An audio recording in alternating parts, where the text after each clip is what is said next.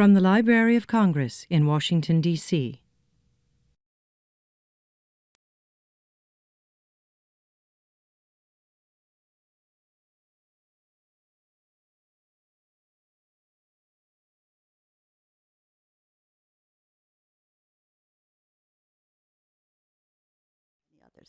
It is a great pleasure to welcome here Lilia Schwarcz and Bryan McCann. And now I have introduced Talia Guzman Gonzalez, who will introduce the speakers. Thank you.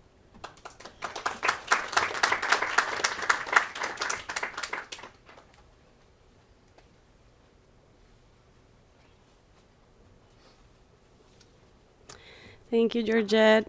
And thank you to my colleagues in the Hispanic Division for helping me organize and putting this together for today. It is my great pleasure to welcome you all to this event about one of Brazil's most relevant authors of the 20th century and probably still today, Afonso Henriques da Lima Barreto. I can only imagine what Lima would say about the fact that we have all his books in the largest library in the world, or that we're here today talking about him, talking about how important he is, and having Lilia and Bryan here with us to engage in a conversation about his work.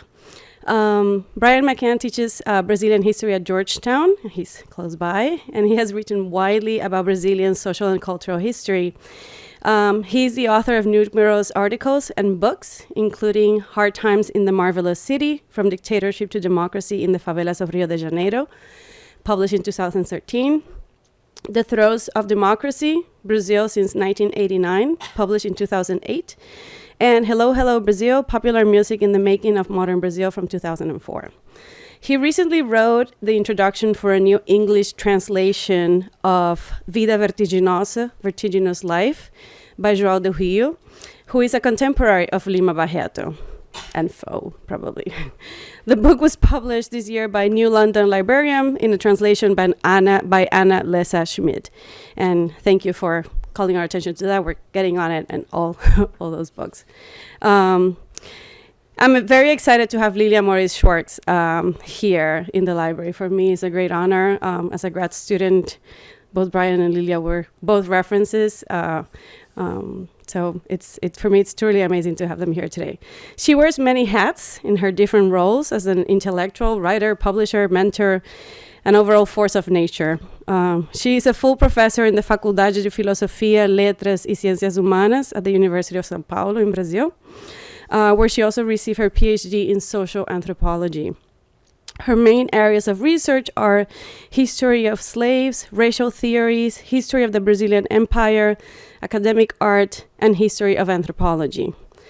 She is the author, co-author, or editor of over 50 titles. We have them here. I searched for them. Some of them are outside that you can see them, and they include Retrato en Branco y Negro, Portrait in White and Black from 1987, A Longa Viagem da Biblioteca dos Reis from 2002, The Long Journey of the King's Library, O Sol do Brasil from 2008, The Son of Brazil, and the book that brings us here today, Triste Visionário, Lima Barreto from 2017. 3 of her books are available in English, so those of you who cannot yet read in Portuguese, I welcome you to look them up. Spectacle of Races, Scientists, Institutions, and Racial Theories in Brazil at the End of the 19th Century. The Emperor's Beard, Don Pedro II, A Tropical King from 2004. And Brazil, A Biography is coming out next year, I just learned, so that's very exciting. Lilia has also been the curator of several important exhibits throughout Brazil on topics ranging from the French painter Nicolas Tonnet to Brazilian photography and childhood histories. She is currently curating an exhibit at the Museu de Arte de São Paulo titled Histórias Afroatlânticas, which consists of a year-long programs of exhibits, workshops, and lectures on the fluxus y refluxus. I tried to look up a translation, I think ebbs and flows, between Africa, the Americas, the Caribbean, and Europe. We look forward to that event in 2018, if we can all go to Brazil for that. As you can imagine, all this work has been recognized with some of the most important national and international prizes and fellowships, including 5 Jabuti Prizes, which is Brazil's leading literary prize, and the Brazilian Academy of Letters Prize. She also holds a Guggenheim Fellowship from the Guggenheim Foundation and the John Carter Brown Library University Fellowship as well.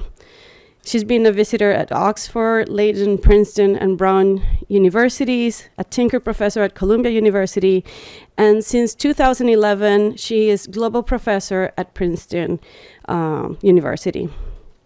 She writes regularly for the Brazilian newspapers Folha de São Paulo, Estado de São Paulo, and Nexo. And since 2015, she's a co-curator for history for the Museum of Art in São Paulo. Today, she'll be here talking about Lima Barreto. After her talk, we'll have a conversation with Bryan McCann and the audience. So please stay for that. Please join me in welcoming Lilia to the library.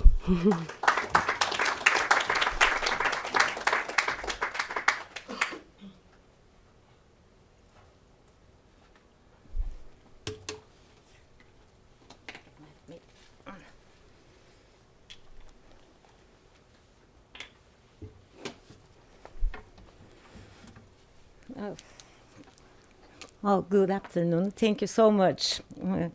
Thank you, Talia, for this beautiful introduction to my biography. Don't pay attention on her. It's not true.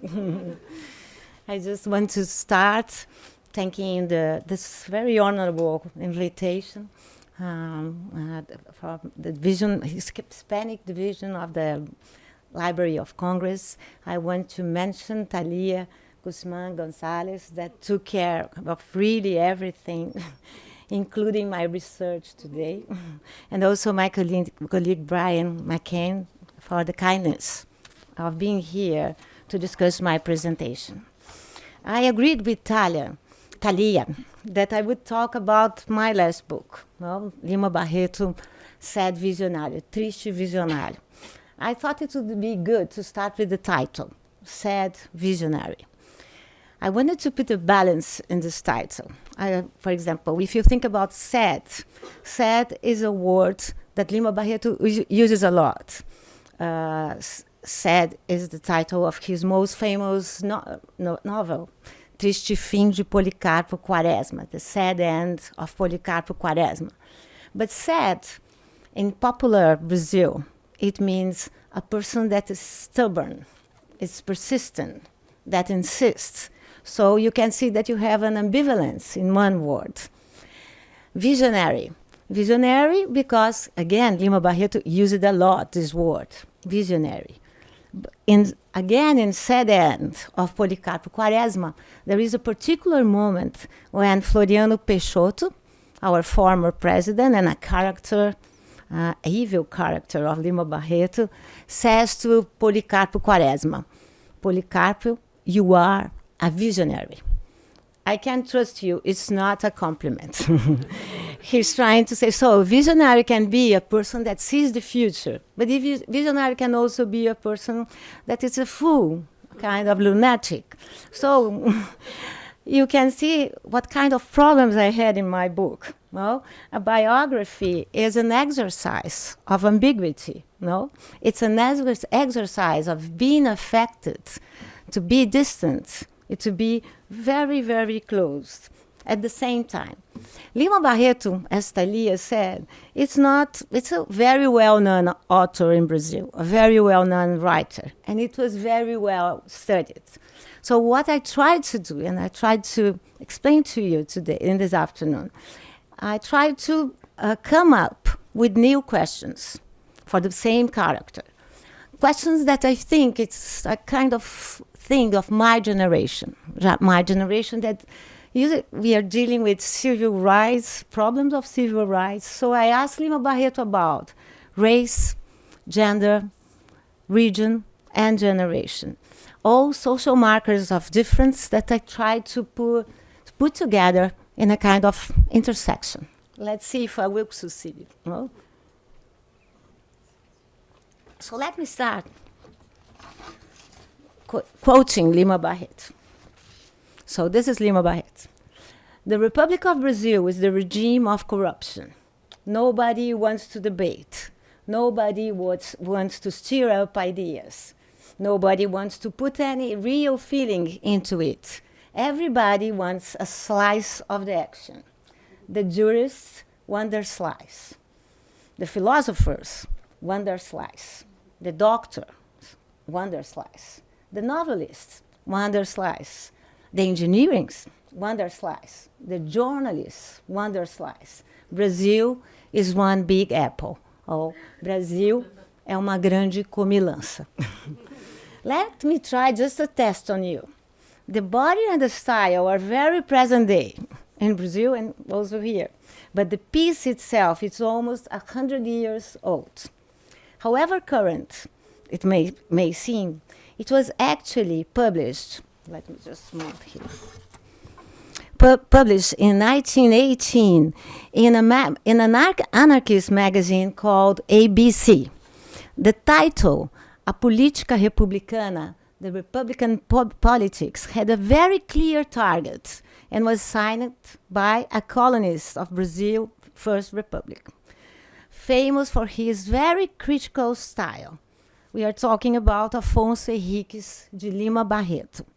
Lima to his friends, Isaías Caminha to his readers, but also Jonathan, Eran, Inácio Costa, aquele, that one, and other pseudonyms that barely conceal the author's true identity. They were his nicknames, nicknames, as he liked to joke, or apelidos in Portuguese. Black by origin, choice, and literature, Lima Barreto brought black protagonists into the foreground. He felt the same pain that was his own subjectivity and was able to describe them in color-sensitive terms. I'm going to quote Lima Barreto once more.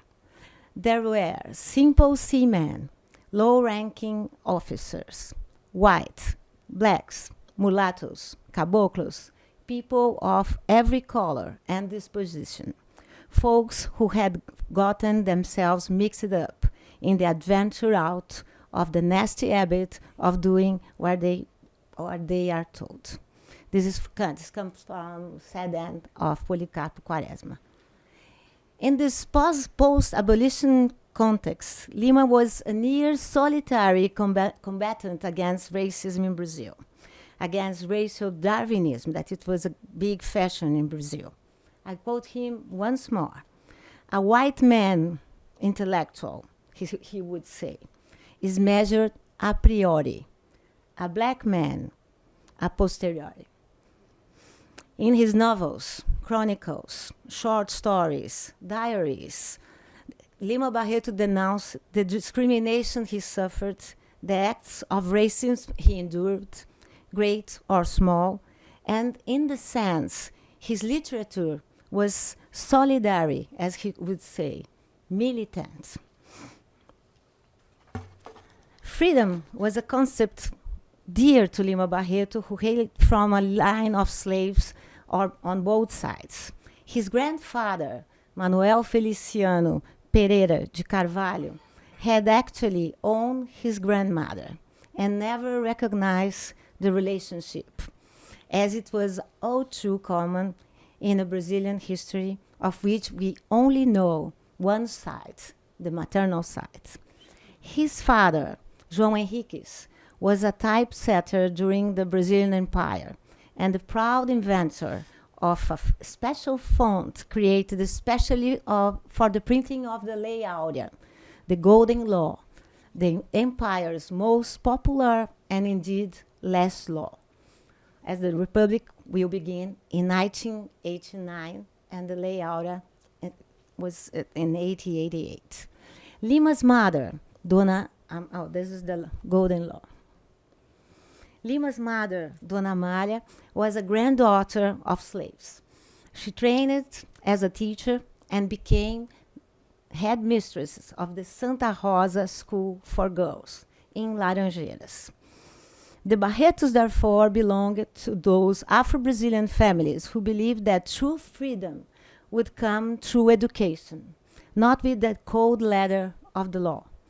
On the fringe of the system, there was no room for such forms of social mobility, even if they still depended on a certain kind of patronage. And that was what happened in the two sides of Barreto's family, both having protections and social alliance with powerful families of Rio de Janeiro province and later state. Laranjeiras, as you can see, is the neighborhood where the Barretos would live. And it was then a highly diversified neighborhood, socially speaking, as can be seen from the architecture and the people in this photo. However, fate would not be kind to the family. Dona Amália died from tuberculosis in 1887, leaving her widower, João Henriques, to raise the 3 kids alone. Even so, João Henriques didn't neglect his children's education. On the day of the Golden Law, there he was with his son at his side, turned out to watch the pomp and ceremony. It was an event Lima would rewrite on many occasions. On one of these, he recalled how Miss Teresa, his teacher, came into the class and declared that there were no more slaves in Brazil. Still only a boy, Lima got the wrong end of the stick. He arrived home and informed his father that from that day on, he could no longer ground him. Não podia mais colocá-lo de castigo.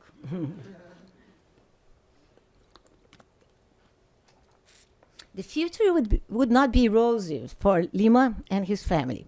João Henriques, the godson of Ouro Preto, the cabinet chief of the last imperial government, fell along with his protector, becoming one of the first unemployed of the Second Reich.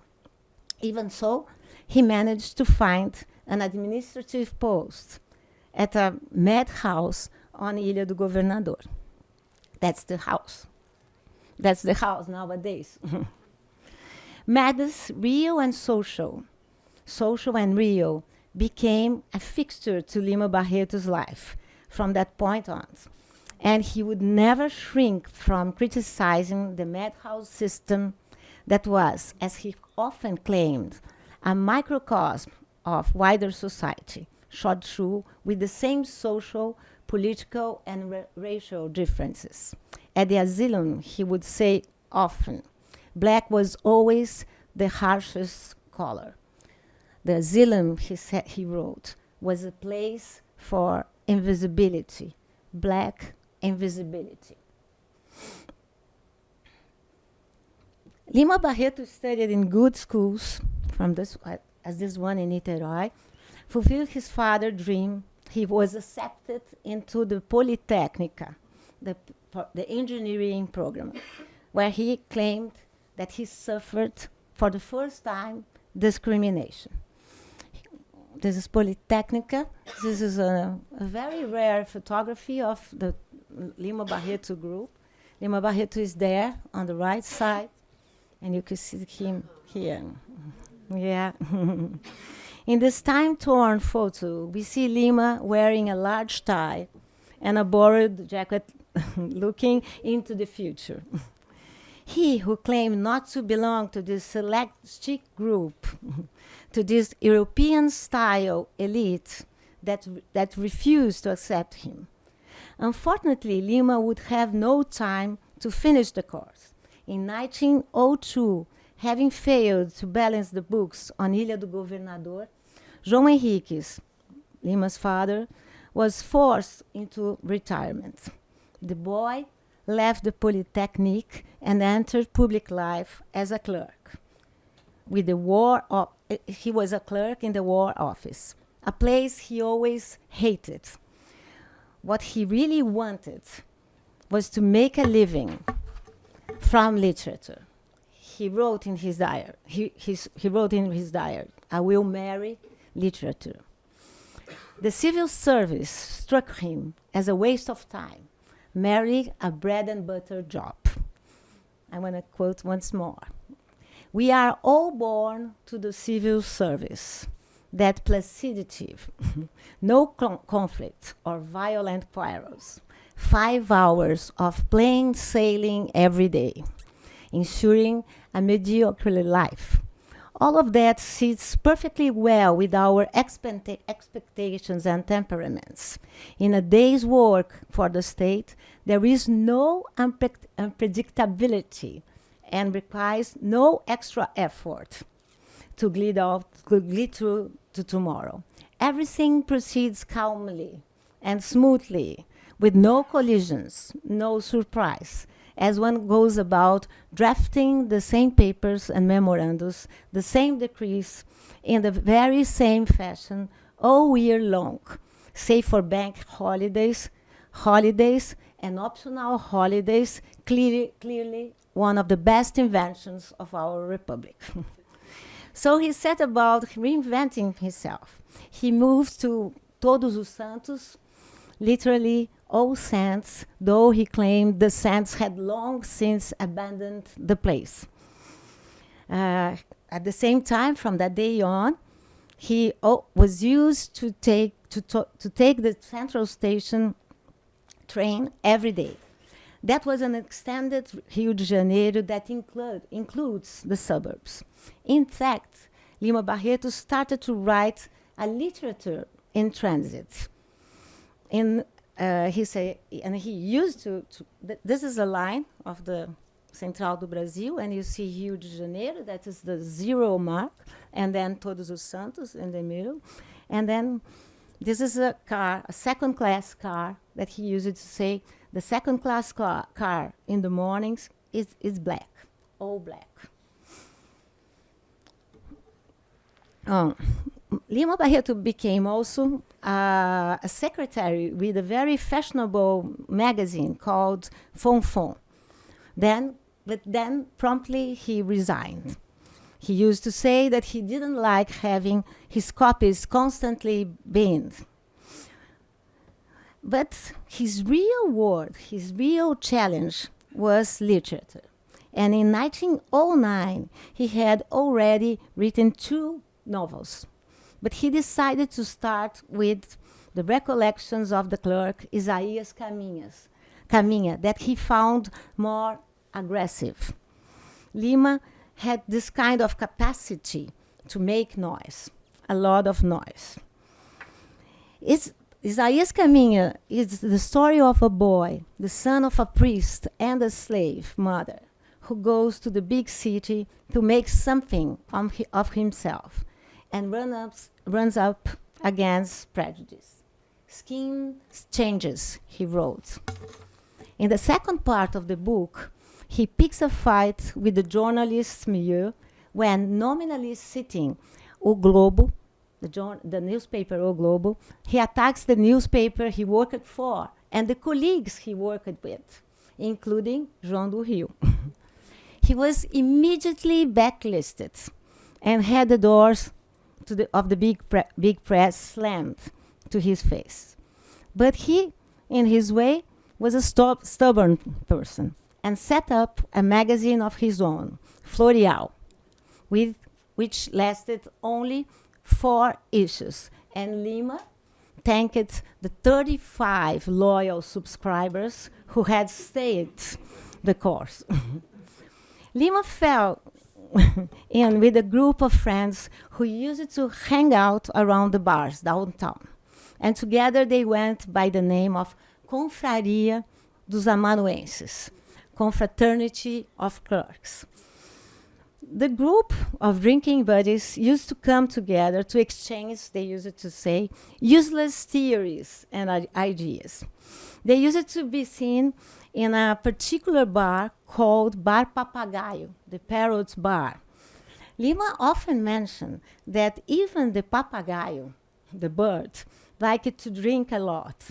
And in this kind of situation, the parrot used to blame against Republic. I do not know if this is true or this is Lima Barreto trying to fictionalize his own life. But the thing is, the group liked very much the group was a kind of creating a new kind of modernism, a new kind of way of seeing Brazil, of transporting Brazil.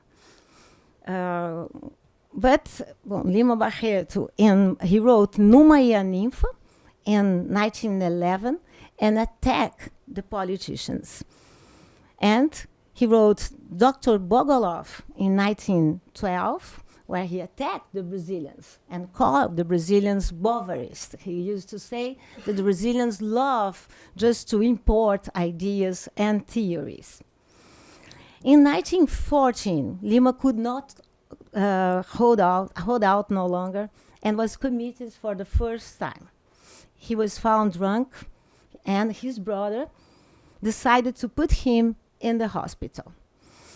The admittance office, perhaps as a courtesy for one civil servant to another, liked to register him as white, and they added that Lima had presented himself as a writer.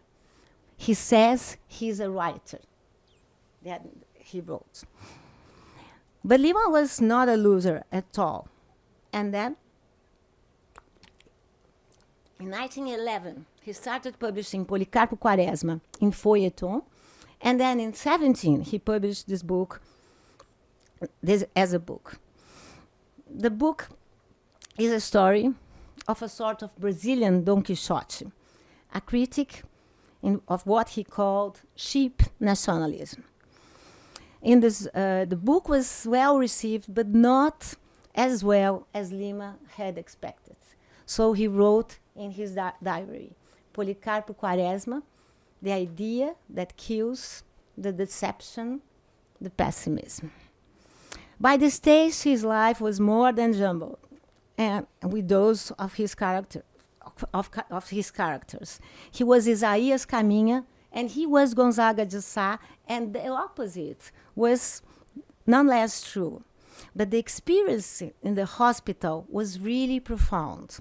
He was a critical voice against racial theories, like the ones were written by Nina Rodrigues. Nina Rodrigues is a professor of the Faculty of Bahia that defended that in Brazil, miscegenation creates degeneration. He also was this is the magazine of Nina Rodrigues called Brasil Medical Magazine, and here you can see images of some of the colleagues of Lima Barreto in the hospital. Lima wrote a special diary about his experience in the hospital, and he used it to describe the colleagues he had in the hospital, saying, in the hospital, all I can see is brown. And eventually he wrote, Constitution is not for us. By the stage of his life, he was really mixing everything. But life went on, and Lima kept looking to find a niche for himself in this Republic of Letters. In 1917, he was already an anarchist and was emotionally caught up the strikes of 17. He wrote articles defending the workers' class, the workers' right, and also defended a kind of militant literature, very much influenced by the context. He declared himself committed with Dostoevsky, Balzac, Faubert, Esther de Queiroz. Lima defended a social literature very much connected with the problems of his time. One has to recognize that Lima Barreto was becoming really a public face of the Republic. But then, in 1919, another collapse. And there he was again, committed or kidnapped, as he put it, once again. He was still a critic of racial theories, but he was shaken to the point to recognize certain signs of heredity. As an anarchist, with a tuberculosis for a mother and a madman for a father, he admitted just once that he had signs of degeneration through miscegenation. In this moment, he wrote, "Sometimes I'm afraid that my body is betraying me." At this time, he looked really tired. There is one interesting point that I want to stress to you. In 1914, he was described as a white person. In 1919, 4 years and a half later, he was admitted as a pardo person.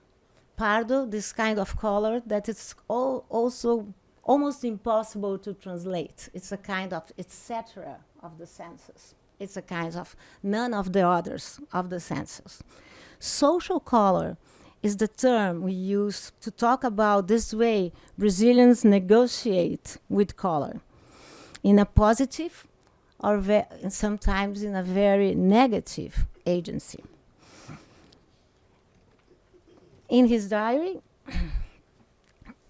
he often wrote the names of his characters instead of his own, and in this novella, his own name instead of those of his character, only to scratch it out again. You can see in this document, you can see this is the Cemetery of the Living, the last book Lima Barreto was writing that he couldn't finish, and I don't know if you can see, instead he puts his name, it's a novel, no? He puts his name there, Lima Barreto, and then he cuts. And the opposite thing is also true in his diaries. Sometimes he puts the names of the fictional characters instead of his own name. The thing is, Lima Barreto was really, really fictionalizing his life. We are now in 1922, and in this year, so important and symbolic to Brazil, Lima met his own sad end. He finished Clara dos Anjos, which would be his most suburban and feminist novel. Lima was working in this novel since he started writing his diary in 19. At this time, eventually he started the diary with a beautiful sentence. He wrote, "When I started writing this diary, a hope landed." Lima Barreto was a writer with such strong and powerful female characters, but never married, though he often dreamed of his grandmother and his mother. As for Clara dos Anjos, there were many versions of this novel, the last of which dates from 1922 and sees the dreamy mulata Clara dos Anjos that wound up pregnant, alone, sad, very sad. In 1921, Lima Barreto had already retired from the War Office and was working as a writer. He counted the days, the hours, the minutes he lost as a public servant. The last time he was seen in the streets of Rio de Janeiro, he was covering the celebrations around the Brazilian centenary of 1922, of which, of course, he disapproved. He found it an example of fake patriotism mixed with the nationalist sentimentalism of Brazilians had been sized with. The same year, he came into contact with the Paulistas modernism, whose magazine, Klaxon, he received from the hands of Sérgio Buarque de Holanda, the future very well-known Brazilian historian and literary critic. He didn't like it at all. He thought it was named after a horn, and a horn recalled him a car, which meant modernity, Bovaryism, and the code to the foreign. He panned it, and in return, took a beating in the next issue of Klaxon. This was the beginning of a difficult future reception that consigned Lima Barreto to the pre-modernism, which was pretty much no place at all, something that never was and never would be. To make matters worse, he was lumped into this category along with writers he did not identify with them, such as João do Rio, and worst of all, Coelho Neto. But this kind of reception would take its time. We are now in November 22, and Lima Barreto, who was always worried he wouldn't be able to cover the cost of his father's funeral, died a day and a half before his old man, with a copy of Revue du Deux Mondes, the Two Worlds magazine, on his hands, fitting enough for someone who lived between two worlds, and so in neither at all. When he was in the suburbs, he missed the capital. He disagreed with the Brazilian Academy of Letters and tried to enter in the institution 3 times and failed.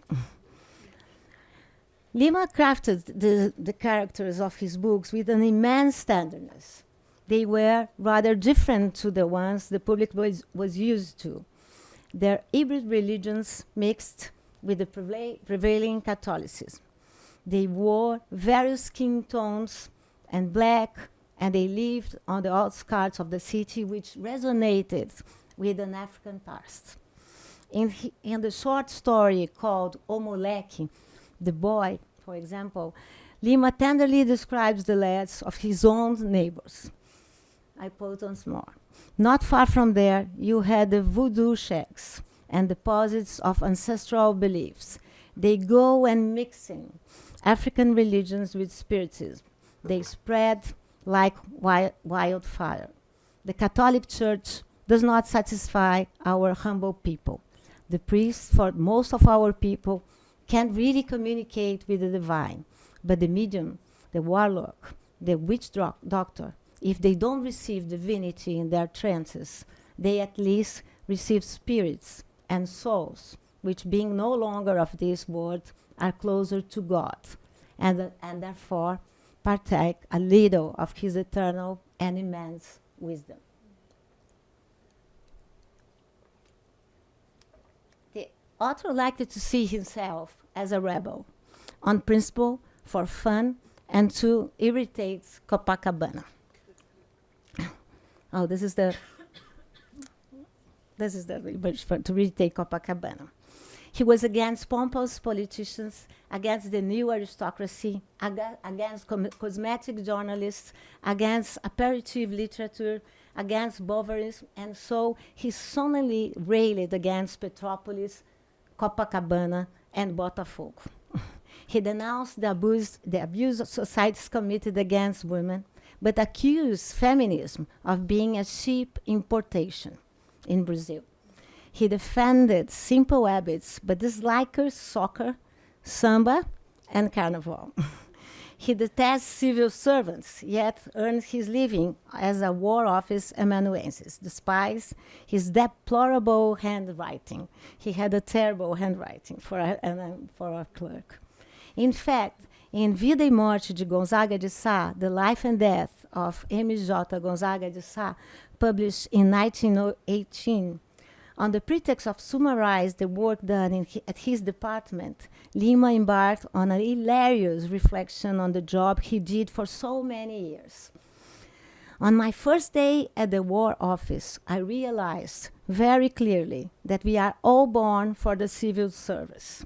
So seamless was my adaptation that I felt as though I had come into this world for no other reason than to put my limited grammar and awful scrawls to the service of the state in its mission to regulate the march of the nation. Basically, that was Lima Barreto in a nutshell, full of contradictions, full of his own subjectivities, but with very firm notions, theories, theses, idiosyncrasies, and pains, and dreams, and projects. Lima didn't experience slavery at very close quarters, not like his 2 grandmothers. It was at the asylum that he learned from his fellow inmates the importance of understanding what he called his origins. Manuel Cabinda who used to call Lima as Seu Linfonso, had made some money selling his master's groceries at the market. And when the time was right, he uses his saving to buy his freedom. Sometime later, he fell in love with Maria Paulina and bought her freedom too. They moved in together, and all was going swimmingly until she left him. Then came his semi-delirium. That was the state Manuel Cobinda was in when he met the author.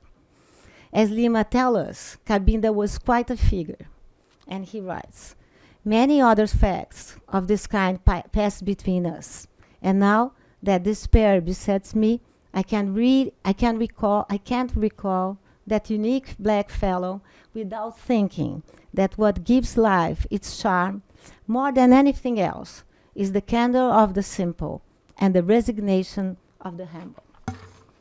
In his self-styled militant autobiographical literature, Lima ended becoming and living out his own characters. He was each of them in turn, and all of them at once, and also none of them at all. Lima was in a hurry. His literature, he was in a hurry. Of course, he had no way of knowing he would die at the age of 41 from an alcoholic-induced heart attack.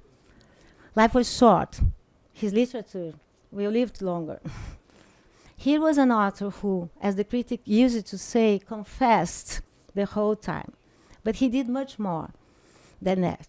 He was a man of his time, the sort that becomes at once a witness to, an artifice of the period in which he lived, a writer who wrote with feeling and with soul, feeling in the creative sense of affect. It's impossible to read Lima Barreto without being affected by him, without being swept up on his own magic carpet. Blurring the most obvious borders between fiction and nonfiction, Lima Barreto showed us another Brazil, or another side to the one we know very well, the Brazil of the big-hearted as Manuel Cabinda, carrying on its shoulders a world of pain, but which refuses to take it lying down. On the contrary, a Brazil that stands up and fights. The republic he watched was not the one he dreamt of. It became, in its own way, authoritarian, racist, outward-looking, and, above all, deeply unjust. Hannah Arendt once wrote that the best witnesses are those who stay behind to tell the tale. More specifically, those who bring the past into the present and vice versa. In the case of Lima Barreto, all similarity is not mere coincidence.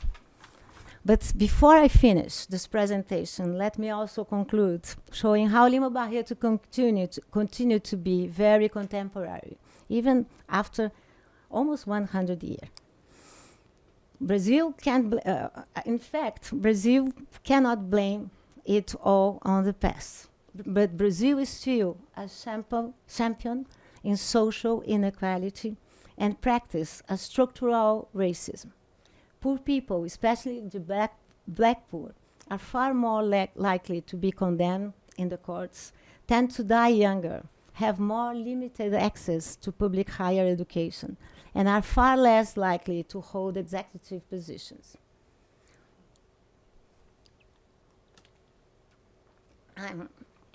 I do not want to bother you with numbers, but let me introduce few examples. While there has been a general uptick in life expectancy in Brazilian population, the increase has not been equal across the board. High mortality rates caused by urban violence among the male population, particularly the young black population, and precarious access to medical treatment and health care have both taken their toll. In general, 93% of the victims of lethal violence in Brazil are young and male. Moreover, if you take the population as a whole, the black youth is by far the most likely to die a violent death. While in 2012, the murder rate among the white youths was 29% per 1,000 inhabitants, practically same as for the total population, the figure for black youth was 82%. It's not just a matter of comparing per capita death rates. There is a very telling gulf between these two groups when it comes to assessing the risk of murder. Today, a young black man in Brazil is 2.5 times more likely to be killed than a young white man. In the northeast of the country, where murder rates tend to be higher, the difference is doubled. A young black man in the northeast of Brazil is 5 times more likely to be murdered than a white man of the same age in the same state. Translated into absolute figures, what we see are over 56,000 murders per year in Brazil. 30,000 of those killed are youth aged between 15 and 29 years old, and 75% of those are black. So we have a very specific color and age bias in annual murders rates, and it's sadly in line with the national historical inequality. The data also leaves no doubt as to the vulnerability and limited access to rights among this part of population. Let me move on. If I would move to literacies, I could give you other data. If I would go to racial inequality in schools, I will prove you that race is a plus. If we talk about what we consider extremely poor in Brazil, once again, the inequality is considerable here. 7.2 of the black population classifies as extremely poor against 3% of whites. What we see here is one of many examples of continuity between the slave-owned past and post-abolition period and the present. I could talk about access to public and private health care, pension and benefit systems, position in job markets, formal and informal employment, domestic labor. Inequality is still real in Brazil. In sum, in work, birth, death, health, race is always a kind of plus. Data discussed above underlies the reality of discrimination and racism in Brazil.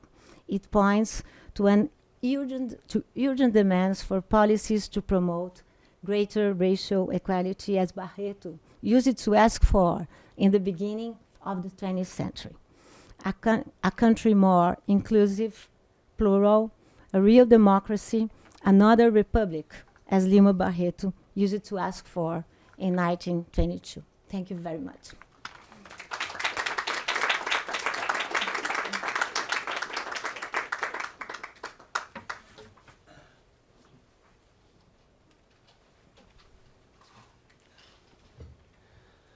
Thank you so much, Lilia. That was really wonderful. And thank you to Talia for inviting me. It's a huge honor and a privilege to be here with Lilia Moritz Schwarcz, really one of the most esteemed historians and authors in Brazil. This is an extraordinary pleasure for me. Thank you so much. And congratulations on this amazing new biography. I really love your description of asking new questions of the same character, because I think that perfectly describes this challenge of how can we say something new about one of the best loved and best known authors in Brazil? And I think you've really brought that out today by showing us a Lima Barreto who really is very current and who has so much to say about racial injustice in Brazil and inequality in Brazil. And we've known this, of course. This has been acknowledged about Lima Barreto before, but I think you're bringing it out in a different way. So I'd like to ask a few questions about that. Before getting into that, though, my first question is about this categorization of Lima Barreto as pre-modernist. which seems strange based on this talk because you're showing us all these things about Lima Barreto that are so current and so cutting edge. So why did people describe him as pre-modernist? Where did that come from? Thank you so much, Brian. I tried to explain the problem Lima Barreto faced in 22. 22 was not a good year for Lima Barreto. And Lima Barreto was a very well-known literary critic in the First Republic of Brazil. That's why Sérgio Buarque de Holanda wanted to give him the magazine, because they wanted him to write a review and to publicize the Klaxon in Rio de Janeiro. Reality between Rio and São Paulo was too much different at that moment. It was far away, and it was the dialogue that was very rarefied. It was not vivid as it is nowadays. So the intention of Sérgio Buarque, the intention of the modernists, the Paulistas, coming from São Paulo, the Paulista modernists, was to create this kind, to have Lima Barreto writing about this new magazine and about the modernism in São Paulo. And then what happened? Lima Barreto had this style, Lima Barreto's style. It was always like this. He started saying, oh, this is a beautiful occasion to talk about this new magazine. Congratulations. Then he started saying terrible things about them. And then he says things like this, oh, but then I have to congratulate with you again. So this was very much Lima. Now Beatriz Rezende organized a book about Lima Barreto's literary critics. So that is very impressive. What happened? The modernists didn't like it. And Lima Barreto didn't like the Paulistas. I am a Paulista, so I can't blame the Paulistas, no? And he used to say, for example, he used to call Graça Aranha, like with Desgraça Aranha, no? Ou seja, the terrible Aranha. And he used to say that the Paulistas were all capitalists. They wanted to steal poor people, and so and on and on. And then when he received the magazines, he blamed the Paulistas. And he received a kind of answer later on in a general part of the newspaper, very aggressive, completely trying to say who Lima Barreto is. And it's very strange, because if Lima Barreto would be nobody, why to deliver a magazine to him, to write about it? So there is a kind of noise. And what happened later on? The Paulistas, not in this moment in 22, but if you think about the 30s, the Paulista modernists became a kind of measure, and they used to say, this is the modernists, all the rest are not. So they created this category of pre, almost. And that was very terrible, because they put in the same basket a lot of very different writers, completely different writers. And that was very, very difficult for the reception of Lima Barreto, because if you think about it now, Lima Barreto used the oral language.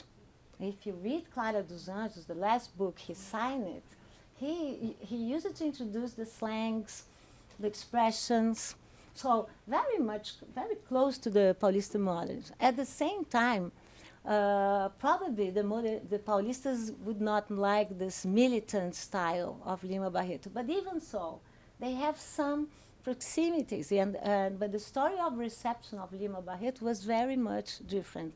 And in my opinion, it started with this particular problem. Mm-hmm. Thank you very much.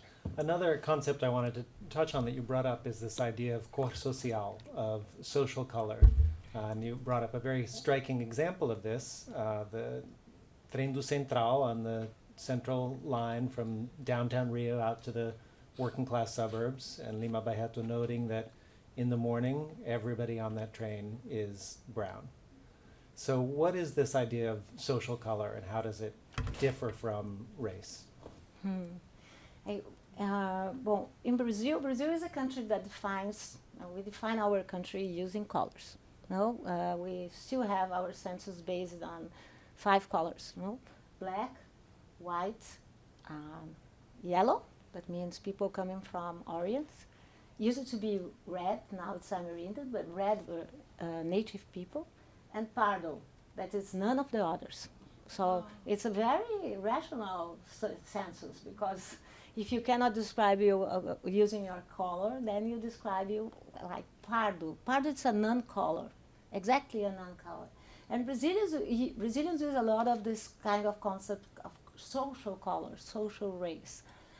In the end of the 70s, beginning of the 80s, we had in Brazil a national census that asked Brazilians about color. And Brazilians came with 136 different colors. And colors around, the first classification, it would be a kind of rainbow. So Brazilians would describe themselves like white, black, but also purple, green, bronze. And then also we had like classifications in the middle, like almost black, almost white, quite black, quite white, coming to white, pushing to black, putting to white, unbelievable. And then classifications like this, miscegenation, or cor de burro quando foge. It means nothing, Burro quando foge, done away donkey, but it's not the translation. It's in the, I'm not going to say my color. So, and the part is, Brazilians play with color. Depending on the place, you change your color. No? Caetano Veloso, the famous singer, said, Gilberto Gil can be black in some situations, in others he is right. The villain of Lima Barreto, called Cassie in Clara dos Anjos, Lima Barreto writes in a very, it's unbelievable that he wrote like this. He writes, Cassie was white in the suburbs, but when he took the train, the central station, and arrived in the capital, he was black as all the suburbs. So I'm not saying that this is a good division. I'm not saying that this is better than race. I don't think there is such a kind of good racism. There is not. It's just another kind of racism. I study a soccer game in favela de Heliópolis. That is the biggest favela in South America, and with different divisions inside. And during Christmas time, I'm going back to Brazil in time to be there. They have a soccer game called Black Against White. Formally, you have 11 white players against 11 black players. But depending on the year, people can change groups as they change soccer. And it's very difficult. It's very difficult to deal with it, because often they play with me. They ask, Professor, can you explain the color I have? But situations are becoming more and more difficult, because now in Brazil, because it's recent, the racial question is becoming, and affirmative action, black movements are becoming very strong, very important, and working with us, with the idea of proud. Proud that Lima Barreto had in the beginning of the 20th century. And that's why he was considered, in the beginning of the 20th century, a very nasty person, because they used to say, this is not a good subject, not a good point. Thank you. There's so many fascinating things that come out of that. I'm glad you brought up this nefarious figure of Cassie Jones. Cassie Jones. The evil character of Clara dos Anjos. Why is he named Cassie Jones, and where does that come from, and how does that figure into Lima Barreto's depiction of not just race and social color in Brazil, but the local and the foreign? Yeah, that's because Lima Barreto used to read Faubert, Madame Bovary, and he used to read also Gautier, that was a writer, a philosopher that wrote this kind of theory, the Bovarism. The Bovarism is a theory of the mania we have of being the other, playing the other, and playing, we are French, we are North American. So Lima Barreto was very much against this kind of mania that he used to say took the Brazilians like a fever. And he said, and Cassie Jones, so he gave this name, Cassie Jones, because he said that Cassie Jones' mother invented for herself a past, an English past, that she hadn't. And so Cassie Jones inherits this name, and that was a way for him to play the white in the suburbs. So it was a very severe critic for this. Now, also, Cassie Jones had this kind of cook fights. He loved to breed. Right. Cockfights, yeah. Yeah, and then that was an image to Lima Barreto of the kind of game, the games of wars. That was the reason he was against soccer, because he used to say that soccer will create prejudice and will create war. Interesting if you think of how many problems with racism we have now, and when you see soccer games, even in the United States, you had a big event here around this, no? Right.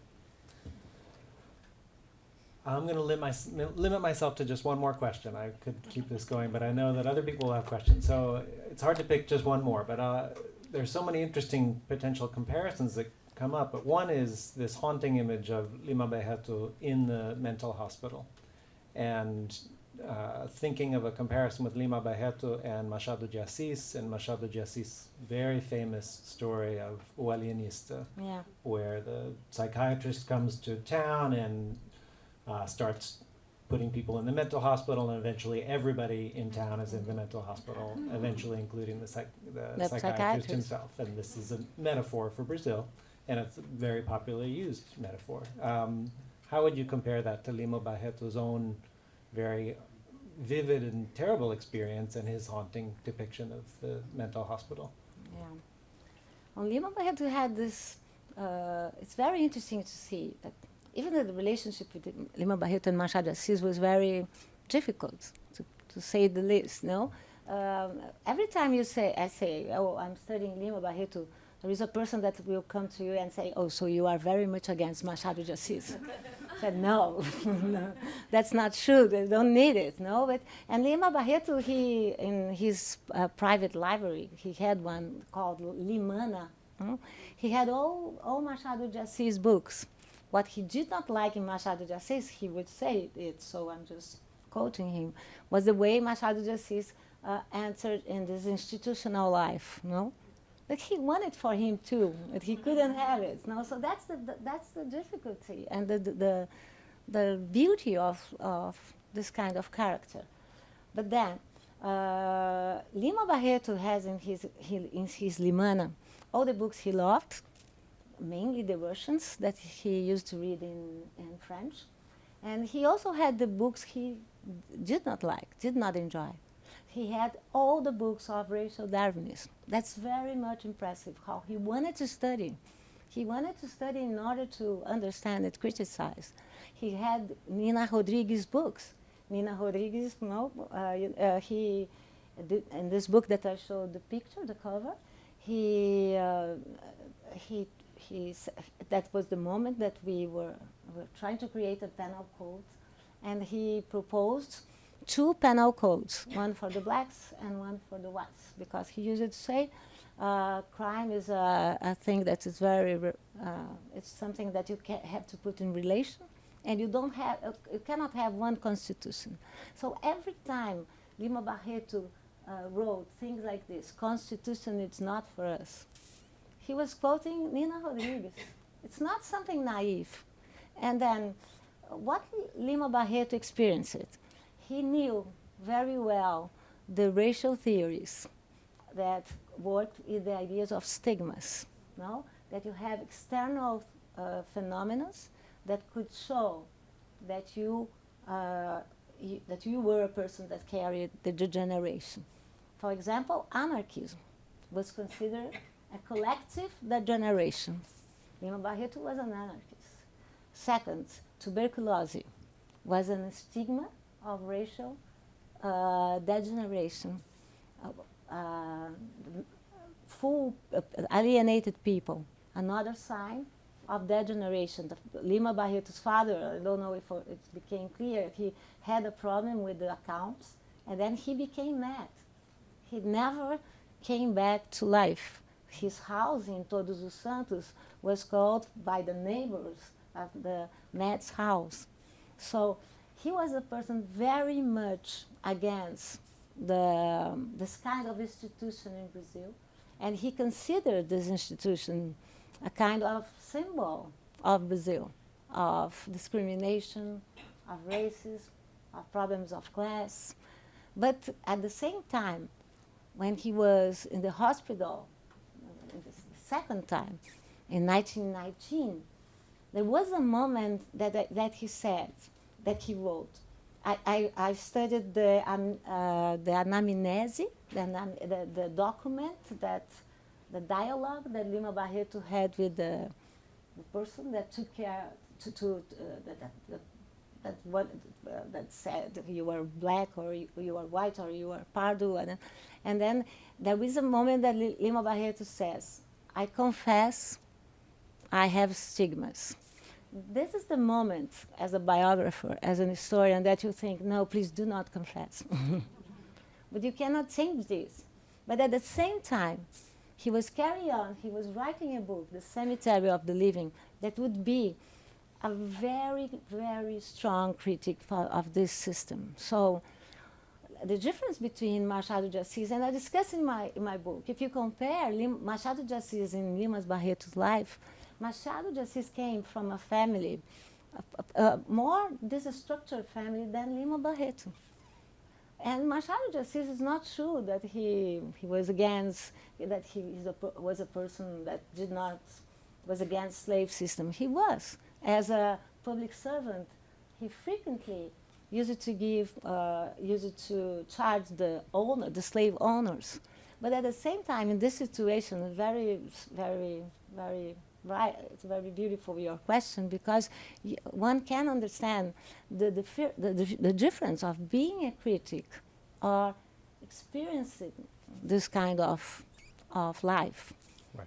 The experience he had in the hospital was really, really strong and deep to Lima Barreto. No? Thank you very much. No, Questions from the floor?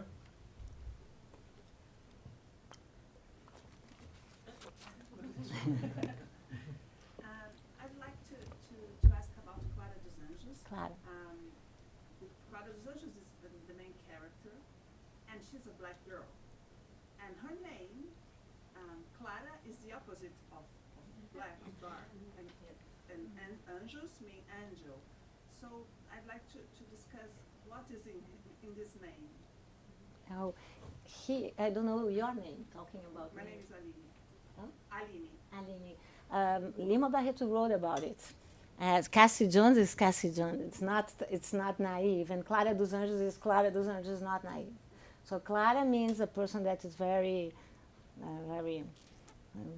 very white, no? And Clara was a mulata. He describes her as a mulata. And in Clara dos Anjos, there is two paragraphs when he describes Clara dos Anjos' father and Clara dos Anjos' mother, that you can see exactly how he is playing with colors.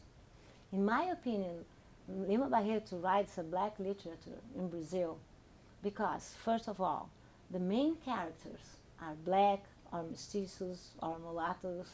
He uses a lot of names. Olives, he describes himself like black olive, something like this. And he is also a black writer because color matters for him. So if you put together Clara dos Anjos' names in these two paragraphs, and he tries to describe seu Joaquim, Clara dos Anjos' father, and Dona Elvésia, Clara dos Anjos' mother, it's very impressive how he can negotiate with colors. Think about angels. I just took part of a defense of a thesis at USP in the schools. And the person says that black girls are always saying that they want to be white angels or angels, but that the teacher says that an angel is white, cannot be black. So you can see what Lima Barreto was trying to say with this. No?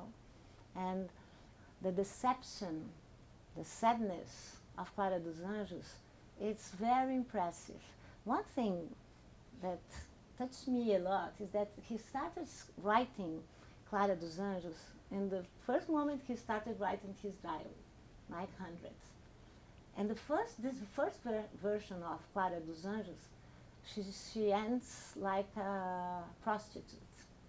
And in another version, he kills Cassie Jones. In another version, she's pregnant.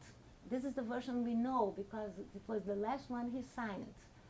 But this is very important for me because the critics used to say that Lima Barreto was like a writer in a hurry, that he had no time to finish his books. But I think that Lima Barreto uses another very modern category of unfinished. Most of his stories, he is frequently rewriting the stories, sometimes as a short story, sometimes as a chronicle, sometimes as a journalist.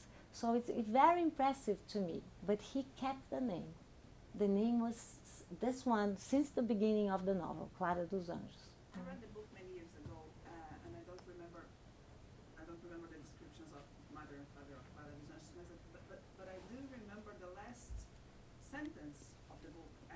She says something like, "We are nothing." We are nothing in this world. So I'm thinking about this. She's Clara, she's dos Anjos, but she's not. So she's nothing. It's very. Oh, she is. That's the point, Aline, I want to tell you, because Pedro Meira Monteiro, the professor, colleague of mine in Princeton now, and we organized together the last edition of The Roots of Brazil. And we tried to show how and when Sérgio Buarque de Holanda changed his book completely. So we have there the 5 most important editions. And we tried to prove how Raízes do Brasil is a book that moves. It's not the same book in 36 and in the last version that Sérgio Buarque de Holanda put an end. The same thing happens with Clara dos Anjos. So I agree and I disagree with you, because depending on the end, she is a person that can just be a sad person, and sometimes she is a person that fights. So this is the category of unfinished. So depending on the version, you are dealing with the last one, the one he signed. But the one he signed, in my opinion, it's not the last one.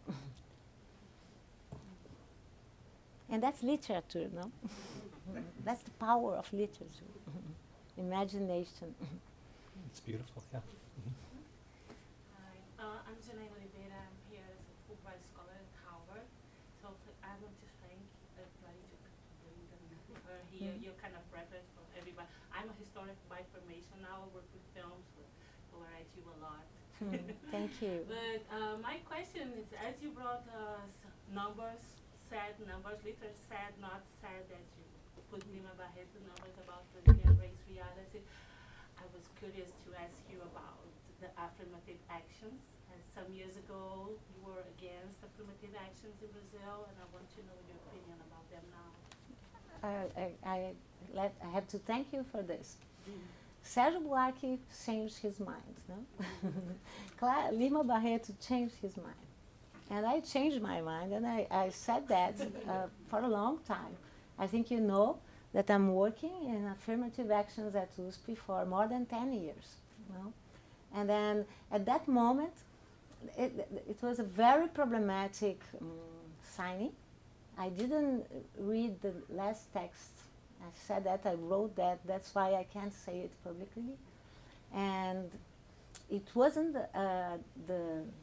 how can I say, the text that it was there, that Yvonne Magui and Peter Fry, they wrote. It was something connected with a very particular thing in that moment, and that they transformed the document in another thing. I had a lot of problems about this, and then I said, now what I have to do? I have to prove what's my opinion.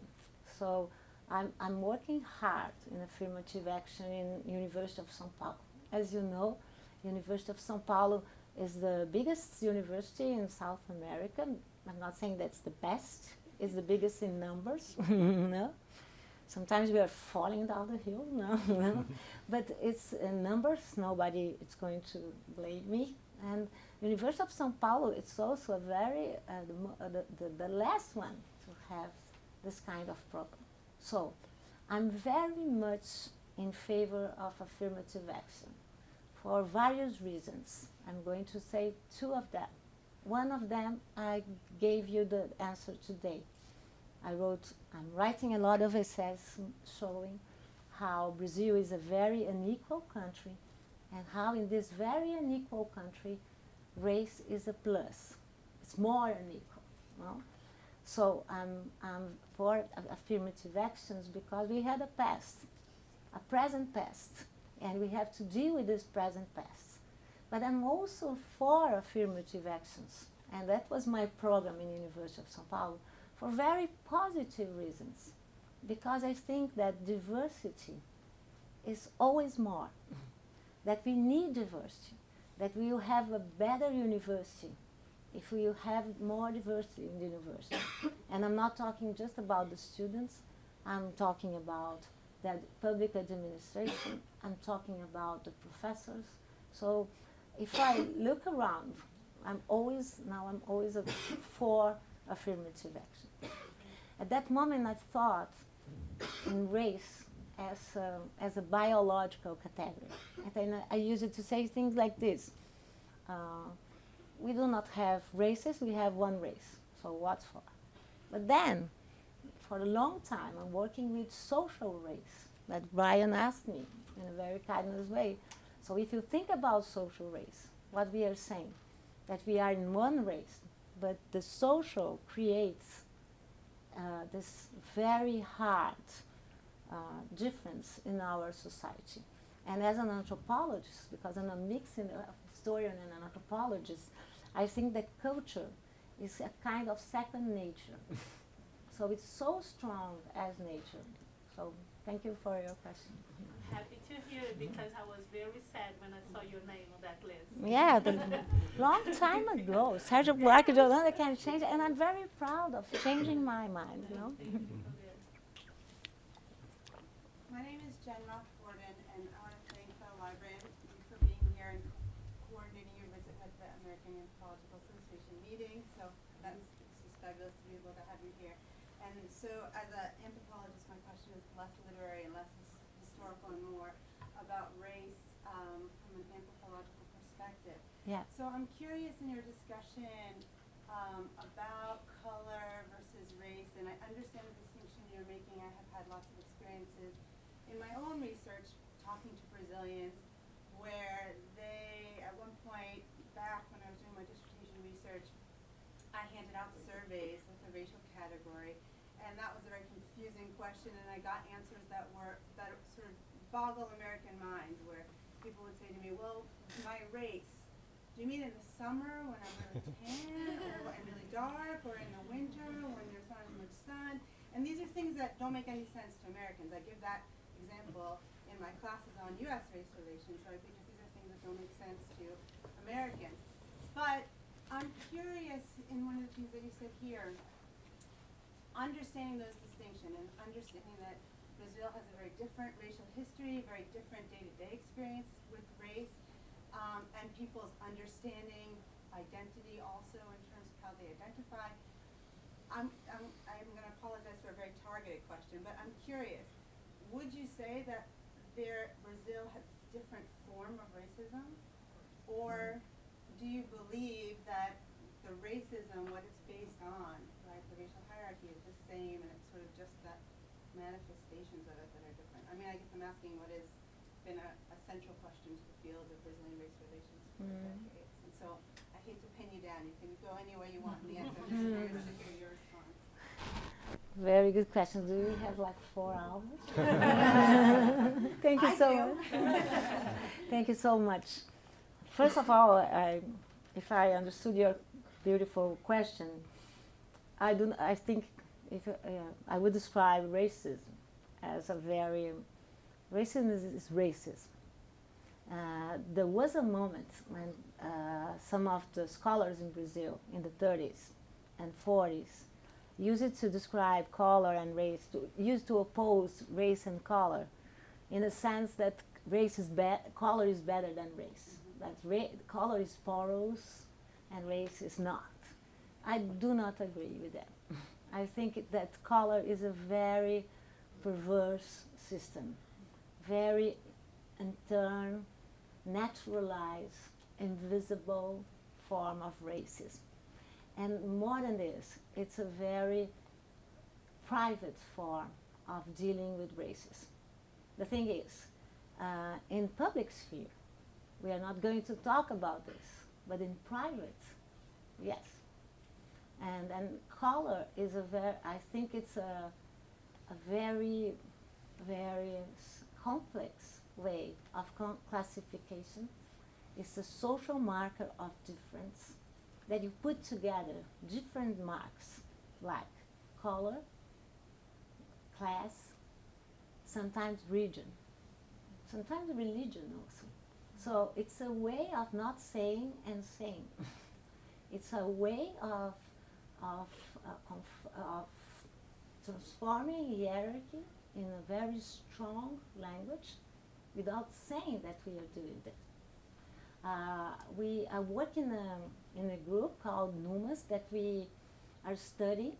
The first thing I would say to you is that depends on the region of Brazil. It's completely different. If you ask your question in the south, you will have one kind of answer. If you go to the Bahia and ask another question, you're going to receive another answer. I guess you will not receive your answer. And then if you go to the center of Brazil, also, so Brazil as United States is like, it has a format of a continent and the reality of a continent. But even so, if you go to, for example, to a place like the interior of Bahia, I interviewed a dentist in Poços de Caldas, in Minas Gerais. I knew this person, this man, São José. He wanted to talk with me. He knew the subject I wanted to talk with him. And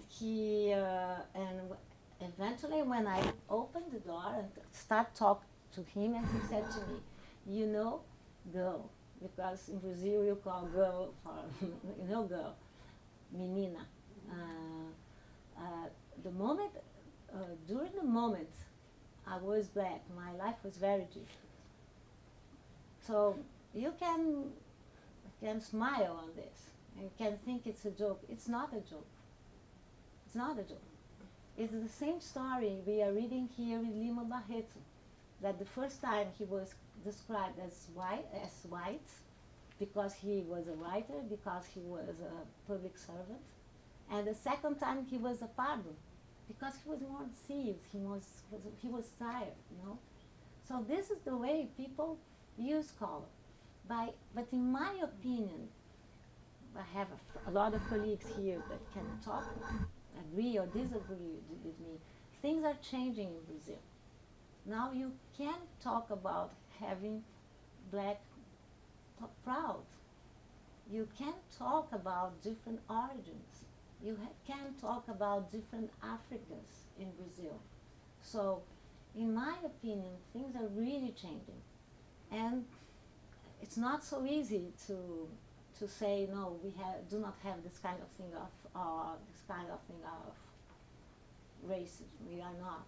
But at the same time, when I wrote that book, Brazil, a Biography, together with Eloisa, we said that we historians, we like to say that history is a game of changing.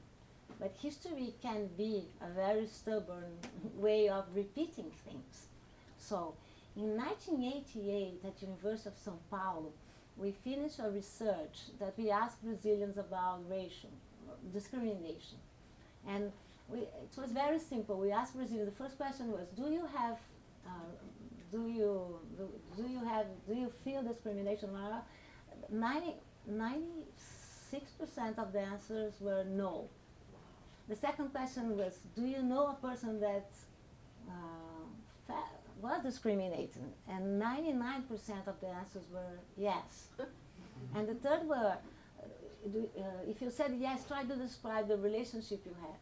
And people used to say things like this: my neighbor, my grandmother, my brother, my boyfriend. So the informal conclusion was that every Brazilian thinks he is an island of racial democracy surrounded by racists everywhere. But the surprise is that Veja magazine just finished a new research. And again, you can see this kind of thing. You know, we have this public face. As an anthropologist, and I'm very much a Levi-Strauss person, you know, I think that myth, it's not something that, it's not a lie. Myth, the structure of the myths is that the myth tells you not the truth, but tells you about contradictions of this society. So we have this very base rule myth of racial democracy. The problem is, it's not a lie. It's not a lie because it's a public representation. It's something very private, but that people want to believe. And why affirmative action is so important in our quota system and is so important in our country? Because we have to talk about this.